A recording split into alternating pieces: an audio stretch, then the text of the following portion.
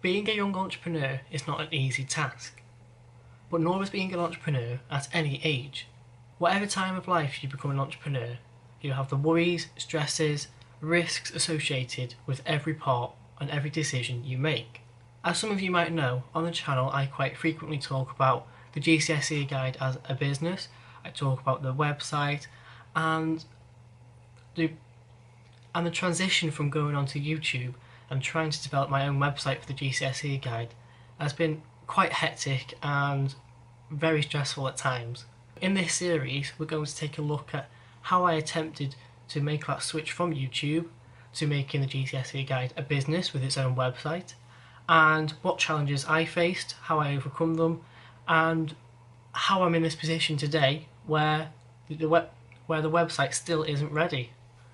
And there's many different factors which led to this position now. But the good news is the website is going to be up in February next month. So hold out for 1 more month, guys. On the website there will be GCSE Biology, Chemistry, Physics for the new AQA specification. And this year it'll be the explanation videos only. In this series we're going to take a look at my business, how I feel about being a young entrepreneur, and ways in which you guys can get involved and be an entrepreneur yourselves.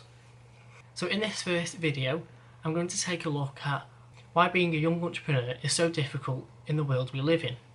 So sometimes people may throw away young entrepreneurs or brush them off because their lack of experience, their inexperience in the sector they're going into. So say for example a young entrepreneur wanted to go into the fashion sector, then they may be brushed off by certain businesses or by certain mentors or schemes because they lack that experience of the sector.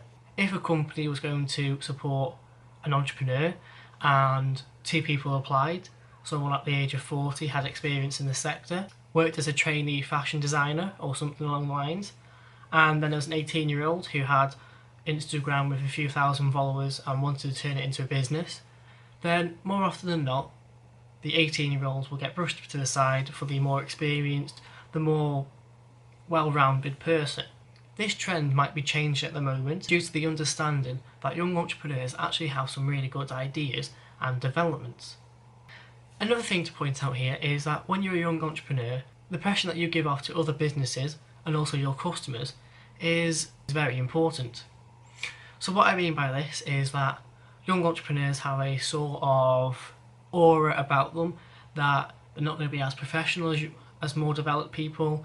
They're not going to know their stuff as well. Their companies might not be as well developed as other ones, whereas this isn't actually the case. So when you're a young entrepreneur, make sure that you give off that impression that you can be professional. Now, this is important because whatever field you're going to go into, more than likely you're going to have to get other businesses involved. For my business, the GCSE guide, I would need a website, so I'd have to contact website developers and work with another company to develop the website. And also if I need to file my account, so if I needed to sort out my accounts for the year, so my money in, my money out, do I have to pay any taxes whatsoever, then I'll have to deal with an accounting company if I didn't have the skills to do it myself. And so working with these companies, from my experience, it's very important to make sure that they know what your stance is.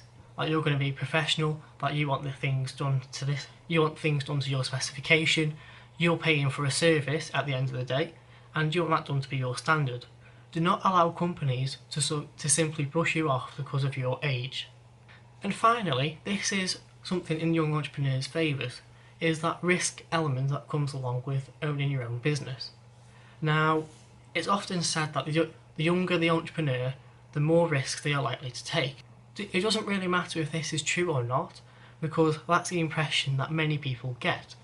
Now, it's not a bad thing. Being a young entrepreneur, you have to understand that this is the impression that other people get of you, that you're a risk taker and you're not going to say no to a challenge and things like that. So it shows your resilience, but some people may be a bit taken back by it. Rather than being a little bit older and understanding a bit more and taking planned risks, it might be seen that we can just take risks here and there, and sometimes it might come off, sometimes you might fail, And this isn't really the case. So again, we have to show that we're able to take risks, but that we're not that young, reckless individual that everyone thinks we are. When you come to open your own business, there's a certain process that you have to go through in order to get it off the ground. Now, sometimes it's possible that you're not going to have to find any help. Sometimes you might be lucky enough to have the funds available to help you open your business. But if you're in my circumstance, then you're going to have to go out and find some funding. Now, as easy as that sounds, it's really not. The funding out there is not readily available. You have to go around, you have to dig, you have to find different schemes, you have to read about them, you have to look at the terms along with them, what support do they give you. And there is masses and masses of different companies that will say, hey, we'll give you a loan, but then they'll say, but we want these payments back and we want this back, and there's so many terms along with them that it's not worth taking the loan out in the first place. Funding is critical, and where you source your funding from is massively important. If you go with the wrong company, or if you go with a company that has certain terms and conditions and they want certain repayments and you can't afford that, then you've already got off on the wrong foot with your business. Now, I really struggled with my funding part because I didn't really want to take out a loan. That's such a huge risk before I came to uni that I didn't necessarily want to do it. But realistically, there's no other option out there. Unless you can find some sort of grant scheme or some sort of bursary that will help you out, then the loan's the only option for you. If you are a young entrepreneur looking for some funding, do your research. The government has some really good schemes out there. That's the scheme I went through, the government startup scheme. Or if you're from Wales, there's Business Wales. You can contact them and ask them for help.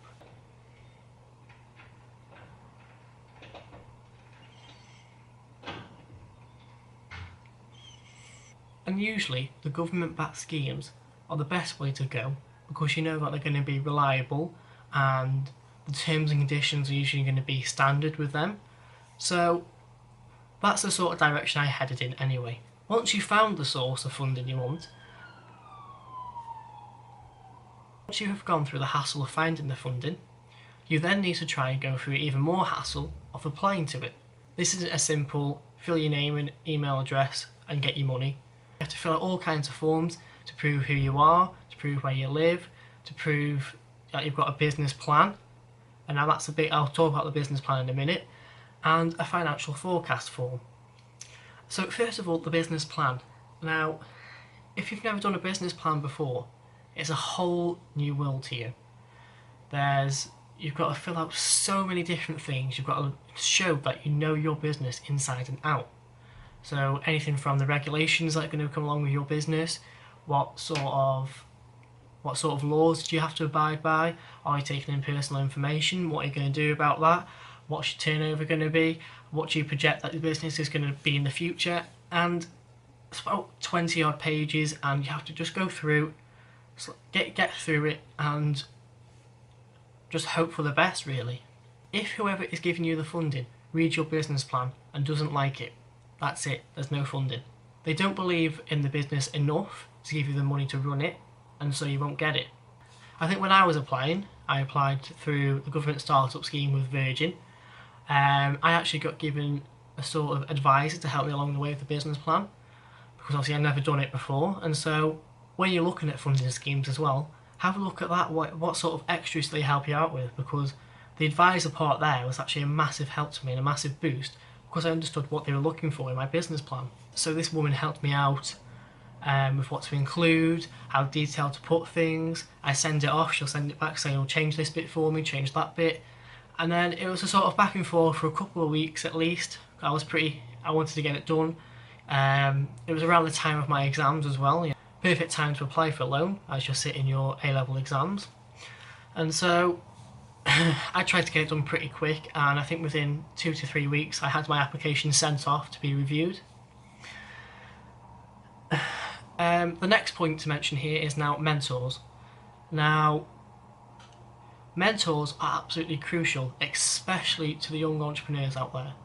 Now, if you think you can get through and set up a business without having some sort of advisor, without having a mentor sort of scheme, then you're gonna find it very hard to open up your business.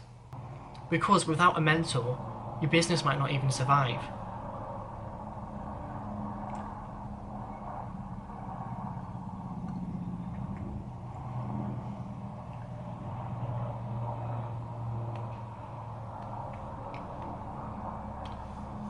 Bloody Manchester. Right, anyway. Yes, mentors. So, without a mentor, your business might not even survive. Your mentor might not be an expert in your field, they might not know what you're trying to achieve at the moment, but they are absolutely paramount to the setting up of your business, the survival of it, and the running of it. And so, I would always recommend that you have at least 2 mentors. So, I have a family mentor who helps me out and knows me on a personal level, so they can help me that way. And I also have a mentor through the Virgin Startup Scheme, and they help me with more legal side of things, establishing connections with other businesses. If anything, your mentors can at least help you expand your contact list, help you get in contact with different companies to help get your business up and running. So just as a final point to wrap up this sort of application funding side of things, I've probably already said this, but it's absolutely crucial that you find the right company to go with that give you the right support for your business. Now, if you feel that you can run the business without any support or anything, then good luck to you. There's so many issues that you won't consider that having that sort of support and be able to fall back on someone and say, look, I've had this issue, how do I overcome it? And then they might come out with an amazing solution for you. So it's absolutely crucial, in my opinion, to get with the right company and get the right support. It's also possible that you can get in contact with a few different businesses. So because I'm from North Wales, I could get in contact with Big Ideas Wales, who can help me out with another mentor, and then that means I could have 3 different mentors all helping with the same sort of business. So that's 3 different opinions I could have on the same situation. Once all that is covered, and that could take anywhere from a matter of weeks, so 5 weeks, because once you've applied for the funding, then it's the matter of getting the funding over to you, getting your application approved, getting funding over to you, getting your mentor sorted, and it could take weeks, it could take months, it depends on what sort of business you go with. After all this, it's time for the setting up of the business. Now, in this setting up of the business, everything is going to be in the air. You're not going to know what's going on at some point because there's just so much to do. So what I would recommend is that you have a clear plan that you're going to stick to, that's realistic. That's important, be realistic. Don't say you can set up a whole business within 2 weeks and have it functioning, making profit within a month, because it's not going to happen. The more realistic you are in these sort of processes, the more benefits you're going to get at the end, because no one's expecting amazing things from you in the first year. It'll be a long-term thing with lots of money and lots of effort invested into it before you get any benefits from it. Going into business is not a quick solution to get rich. Depending on what sort of sector you go into, depends on where your priorities lie.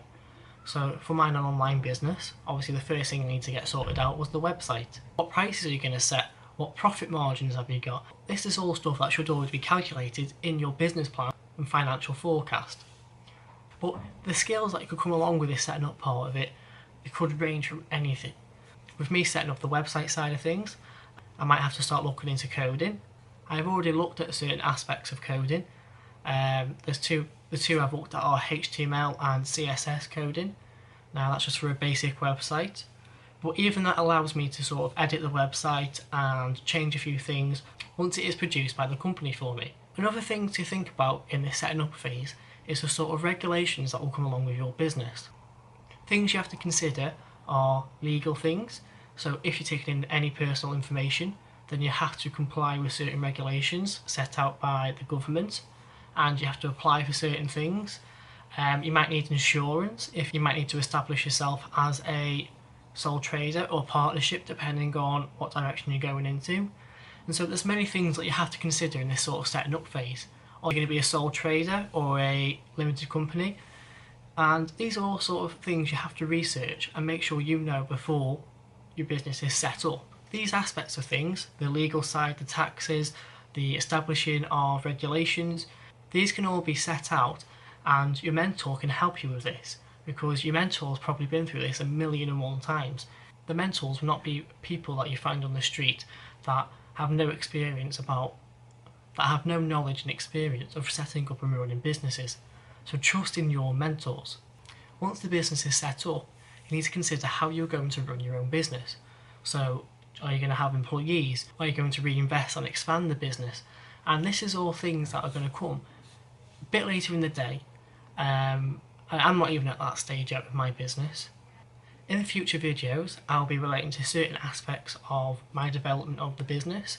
So how it started, why did I apply for the funding, how did I get the funding, writing a business plan, and all the things that come under setting up a business. Then as I develop the business as well, I'll be making lots of new videos about how I've got from certain stages to this new stage, am I looking at reinvesting, how the website development is coming on. But things are looking very exciting for the GCSE guide now. I hope you can wait a couple of weeks for the website to be up and going. And now I have actually seen our new logo and it is looking really good. And I've seen a template of the website today as well, and so everything is looking really good at the moment. And so the website developers said to me about 4 to 5 weeks from the start, and we started last Monday, so fingers crossed that we can get there. And obviously next year we'll be moving on to different subjects on the GCSE guide. We'll be looking at expanding into maths, English, history, geography, and everything else that comes along with it. And of course, next year our revision and application videos will be going up. Look forward to the next video, and I'll see you then. Also, don't forget to like, comment and subscribe, and check out our social media channels.